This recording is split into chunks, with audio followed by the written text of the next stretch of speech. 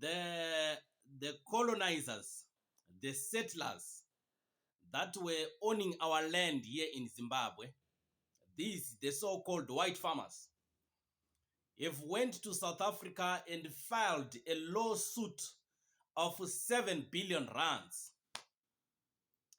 to the South African government. They are telling South African government that you didn't protect us. Our land was taken. They say our land.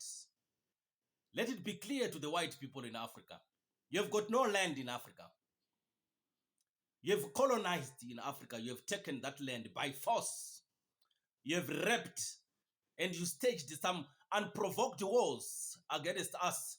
You massacred and you murdered in Africa. As you are still attempting to assassinate Ibrahim Traore because of our lands.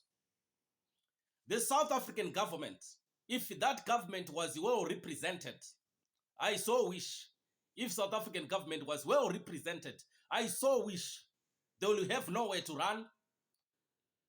They will only have one option, going back home to Europe.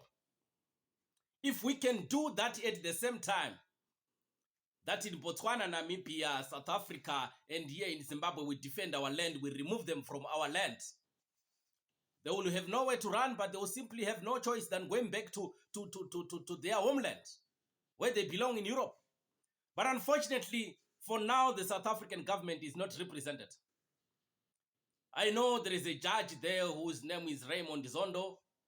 Yes, he will tolerate that and he will push for the compensation, and their Western puppet, Cyril Ramaphosa, will push for that 7 billion. They will be given that 7 billion because the government is not well represented. I expect that the people of South Africa are going to resist this. They are the ones who are supposed to compensate, to pay reparations to the African people from all the atrocities that they have done. They've committed apartheid in South Africa. Did we see any compensation? Did we see any reparations? The Jews have been compensated after the Holocaust. How about us, the black people? We are the ones who are told to pay them. As much as I say the Zimbabwean government under Emmerson Mnangagwa, sympathetic to the white colonizers, wanting to compensate them. Well, what's that? If ZANU-PF compensated the white colonial farmers, hence I've said it's a betrayal to the revolution of the black people. It is also a betrayal to the recovery of our land in Namibia, South Africa, and Botswana. They are the ones who must be compensating us as a black people, not us being demanded to pay them. Did we invite them to Africa? They came here. They colonized here. Then today we are told to pay a thief. After stealing, after raping in Africa, then we are still told to pay them. Why not giving that man to the black people?